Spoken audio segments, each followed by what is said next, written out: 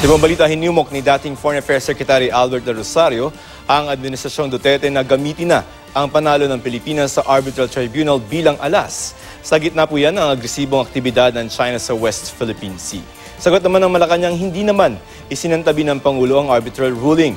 Tingin naman ni Foreign Affairs Secretary Teddy Boy Locsin, hindi ito ang tamang panahon para pag-usapan ito. Narito ang report. Panahon na raw para gamitin ng Pilipinas ang panalo nito sa Permanent Court of Arbitration laban sa China.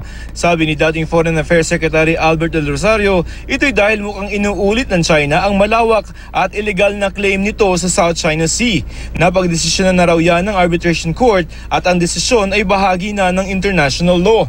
Makatutulong daw ang arbitral ruling para makagawa ng rekomendasyon ng kalihim ng Foreign Affairs para sa Pangulo sa gitna ng agresibong hakbang ng China sa bahagi ng Pag-asa at iba pang lugar.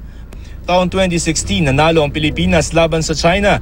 Sabi ng Permanent Court of Arbitration, walang bisa ang 9-dash line claim ng China na nagsasabing teritoryo nila ang South China Sea.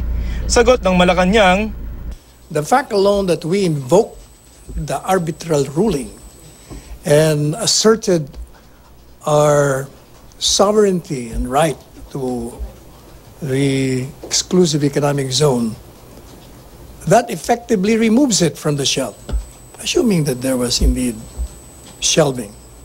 Hindi rin daw ito ibinangko ni Pangulong Rodrigo Duterte. Hindi lamang daw ito ipinangalandakan ng Pangulo.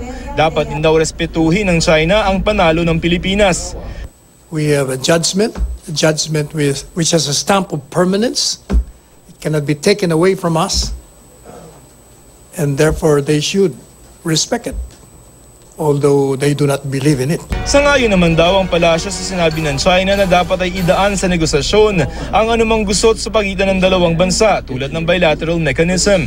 Pagkatapos ng mahal na araw, tutulak ang Pangulo sa China para dumalo sa Belt and Road Forum. Sabi ni Presidential Spokesperson Salvador Panelo, may bilateral meeting doon sina Pangulong Rodrigo Duterte at Chinese President Xi Jinping. At kahit matatapang ang mga salita ng Malacanang laban sa China ngayon, nasa Pangulo pa rin daw ang huling desisyon.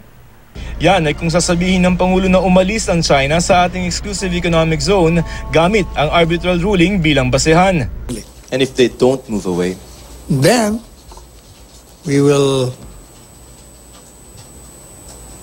wait for the President's decision. It's his call. Sa isang tweet, sinabi naman ni Foreign Affairs Secretary Teddy Boy Locsin, hindi ito ang tamang panahon para pag-usapan ng issue sa South China Sea o West Philippine Sea.